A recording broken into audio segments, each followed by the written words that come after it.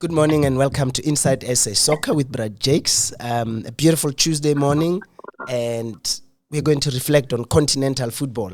South African fans will know, those of you who follow our show will know how big we are in keeping tabs with what our coaches and our players are doing on the continent in particular.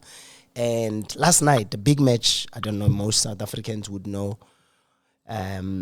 a rivalry that started here in South Africa and is continuing out in Algeria. Rhulani Mokwena, the former Mamelodi Sundowns coach, and Sead Ramovic, who used to coach TS Galaxy. They clashed last night, and Mr. Congratulations won that match to stay top of the table. And as usual, to help us look at all these happenings on the continent, I have Comrade David Lake of Agence France Presse with me. Comrade, good morning, and thank you so much for making time.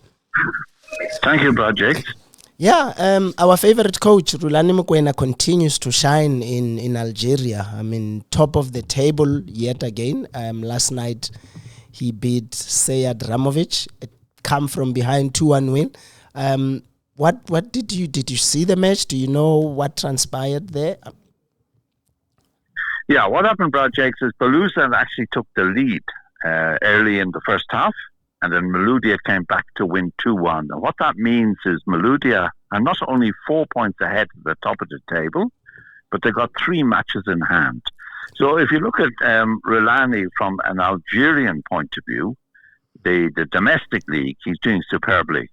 He's won all matches except one, and that match was a draw. Where Rhulani is struggling a bit is in Africa.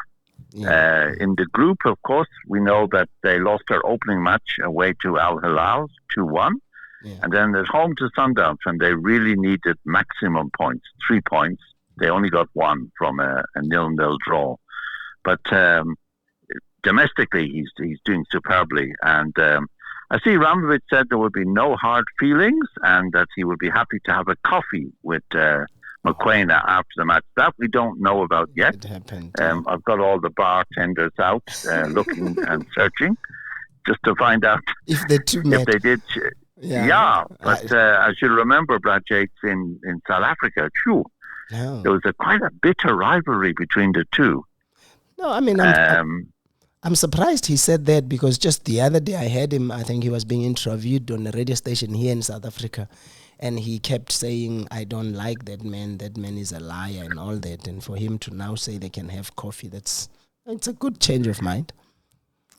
Yeah, well, look, it might have been said tongue-in-cheek, of course, but the Algerian media quoted him as saying as much. But things are not going so well for Ramovic this season. He's had 3 wins, 5 draws and 2 losses, and they're down in 10th position. So he's 11 points behind Rhulani at the moment. So domestically, Rhulani is really flying high. And I noticed he said recently that he's learned to talk to the media a lot less. That's Mokwena.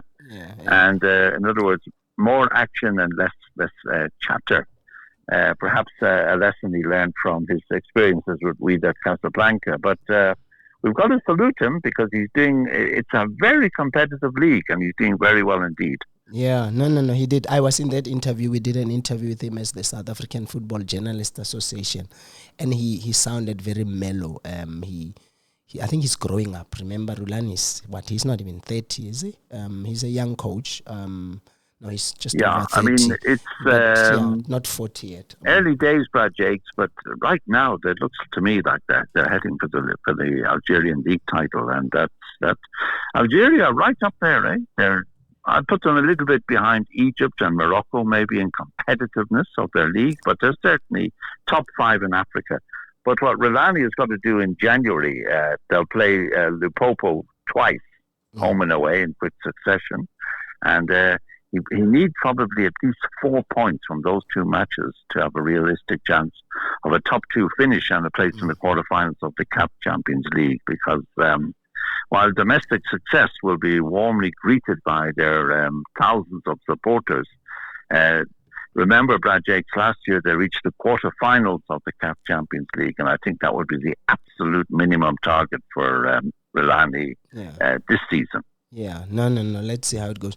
I mean, you know, we another league that we keep tabs on is the Tanzanian league, and our fellow South African Fadlu Davids left Simba and was replaced there. But it seems like Simba are just not getting the right man for the job to replace him.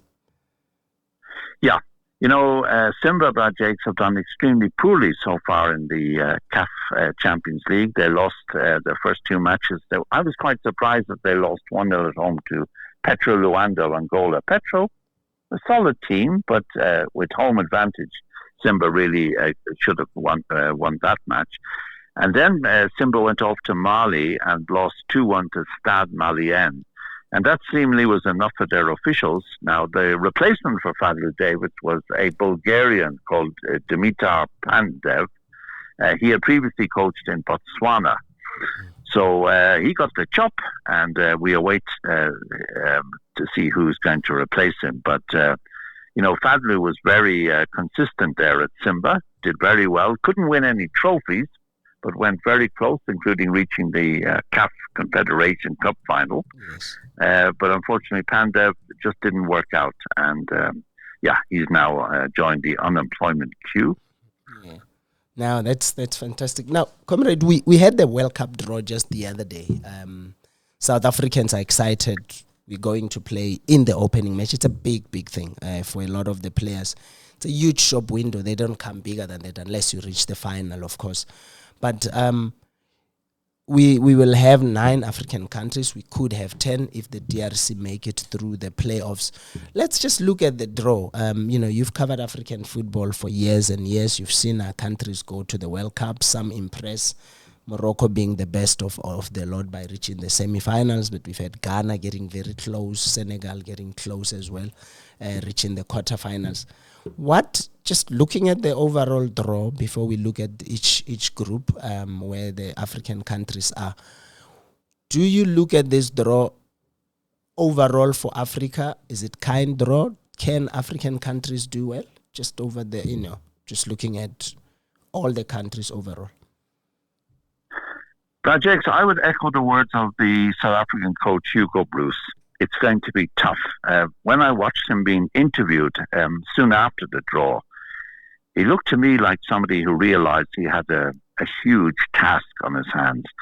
You know, we might think, Brad Jakes, because we've gone up from 32 finalists in Qatar in 2022 to 48 in the US, Canada, and Mexico next year, that things will get easier. But just saying, you know, Hugo Bruce, I mean, some people might feel he should have been a little bit more optimistic. I thought he was actually, that's what we wanted to hear. If you look at Group A, Mexico, anywhere else except Mexico itself, we probably would feel we have a chance of at least a draw. But we're going to face Mexico in front of 83,000 at the Azteca Stadium. Yeah. That's a legendary stadium, hosted the finals of the 1970 and 1986 World Cup. And that's a really tough task, and that's our first match. In fact, it's the opening match of the tournament. And Brad Jakes, if we can get a point from that match, I think we'll be doing very well. Yeah. I was just saying, Mexico. Yeah. Anywhere else but Mexico City, South Africa would probably have a reasonable chance of a draw. Yeah. But it's going to be really tough in front of 83,000 screaming, shouting, dancing, clapping Mexicans. Yeah, no, and that's true. If we can get 1 point from that match, we'll have started very well. Then we play what's currently described as the UEFA Playoff Group D. Now that is either Denmark, the Czech Republic, Republic of Ireland, or North Macedonia. Yeah. Most people are saying Denmark, but the one thing about the Danes is both their matches are away. First of all, against North Macedonia, and then either against the Czech Republic or Republic of Ireland. However, we did, remembering way back, Brad Jakes, in 1998, in our first appearance in the World Cup, we did play Denmark and we drew. So there's no reason for pessimism. Yeah. But again, I see that as a match where we will do very well to draw. And that takes us to what's called the Korea Republic, but better known as South Korea. And that may well be the decisive match. It's in Monterrey, another Mexican city, and that may well be a must-win match for us. Yeah. I think if we can get 4 points from the 3 matches, Brad Jakes, we will definitely qualify for the round of 32. 3 points might be enough, but I think it'll be a nerve-tingling situation to see if we can go through. So fingers crossed. I would give South Africa probably a 40% chance of making it through, probably as one of the third place teams. Yeah, that's what Coach Hugo Bruce sounded to also think. Yeah, you could see in Hugo Bruce, there was a certain amount of shock at the draw. That there's a lot of excitement in South Africa because we're back in the finals after all these years. But what this Group A really illustrates is just how difficult it's going to be. I mean, if you take the worst case scenario, Brad, there I mentioned it. I mean, we could end up losing all. Yeah, it's possible. Yeah, but I think we've got to aim for a win and a draw from the 3 matches, and that I think I'm pretty certain would get us through. Now, Group B, there's no African teams, and then you come to Group C, which is one of the groups where I think an African team can actually get a top 2 finish, which means automatic qualification. Here we got Brazil, Morocco, Haiti, and Scotland. And I'm pretty confident Morocco can get at least second place in this group, probably behind Brazil, but ahead of Haiti and Scotland. Yeah. So I think the Moroccans, as long as they keep their feet on the ground, can do well there. Yeah. Group D is another group that has no African involvement. And then we come to Group E: Germany, Curacao, Ecuador, and Cote d'Ivoire, or otherwise known as the Ivory Coast. It'll be interesting to see how Cote d'Ivoire do at the Africa Cup of Nations. You know, they're the defending champions. They have a talented team. Their match with Ecuador will probably decide second place.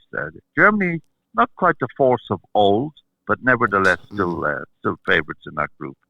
So I would give Cote d'Ivoire a reasonable chance. The thing is, they've got a match against Curacao, which are tiny qualifiers in the sense the population of that South American country is just 150,000. They'll be the smallest country by population to ever qualify for the World Cup.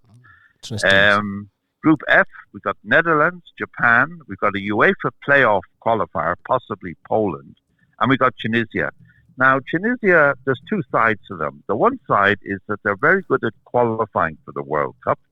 The other side is when they get there, they tend not to do particularly well. Yeah. And again, it looks to me like Netherlands would win that group. Poland obviously will be a big threat. And then Tunisia basically have to beat Japan to have a chance of going through. Okay. Group G is a clear-cut one, no ifs or buts. It's Belgium, Egypt, Iran, and New Zealand. Now, Egypt, for all their African Nations Cup titles, they've got 7 of them. It's a record. They're not regular participants in the World Cup. In the last time they qualified, 2018 in Russia, they lost all 3 matches. And this could be a very emotional one, Brad Jakes, because it's probably the last time Mohamed Salah could appear at the global showpiece. Yeah. A tough one. Belgium, Iran, New Zealand. I think again the key one here for Egypt would be Iran. One expects that Egypt can beat New Zealand, and if they beat Iran, well, they're going through to the second round. Yeah. Cape Verde did fantastically to reach the World Cup. Finished 4 points ahead of Cameroon, and nobody expected that. But how about this one, Brad Jakes? They've got to face Spain, one of the favourites, not only to win the group, but to win the competition itself. Yeah. They got Saudi Arabia, and they got Uruguay. That's really tough. That's a tough one for them. Yeah, I just can't see Cape Verde getting through. Look, it's their first appearance. Just that's Brad Jakes. Uruguay are regular competitors. They're not good enough to win the World Cup, but they'll certainly be good enough to get through. Yeah. And the Saudis, well, look at 2022. They beat Argentina. Yeah. Then Argentina went on to win the World Cup. Cape Verde projects, probably their World Cup triumph was actually qualifying that's what for I'm the saying. final. Yeah, no, they've done very well to get to it. I hope they prove us wrong, but I just don't see No, them it won't getting happen. through from Group H. Group I, France, Senegal, possibly Bolivia and Norway. Norway, of course, with Erling Haaland. They won all 8 qualifiers in Europe. Haaland was scoring for fun. France, Senegal, that brings us back, project, to 2002 when France were the defending champions. And Senegal stunned them 1-0. The opening match. I think the Senegalese will be very happy if they can do that again. Yeah. I would give the Senegalese a reasonable chance there of getting through. But France and Norway, two very tough Strong opponents. nations, yeah. Onto Group J, defending champions Argentina. They're, they're there with Algeria, Austria, and Jordan. And all the time, Brad Jakes, you look at one match that's particularly crucial for the African side, and in the case of Algeria, it will be Austria. Because one assumes that Argentina can win that all group. 3 matches. So it's up to Algeria to defeat Austria, and then they would certainly have a chance of at least a top 3 finish. Yeah. Now, Democratic Republic of Congo, having done so well to win those playoffs against Cameroon and Nigeria, they, of course, still have to play either Jamaica or New Caledonia in March. And if they win that match, they go into Group K alongside Portugal, Uzbekistan, and Colombia. Okay. Every time you look at a group project, it's tough for Africa. Yeah, no, it's not easy. Yeah, I mean, with Ronaldo, definitely, I presume, having his last World Cup in his early 40s, Portugal will be favourites there. So you look at DR Congo and Colombia, probably the clash between those two has been decide second very place. important. Yeah. And then last but not least, Group L, the 12th group, England, Croatia, Ghana, and Panama. Well, needless to say, Ghana have got to beat Panama to have a realistic chance. Mm-hmm. And then they've got to try and get 1 point off either England or Croatia. Sure. 4 points to me, Brad Jake. I cannot believe you would not qualify because 8 of the 12 third-place teams do go through. To the next, 3 points. What did Sir Alex Ferguson call it? Squeaky bum time. Squeaky bum time. Yeah.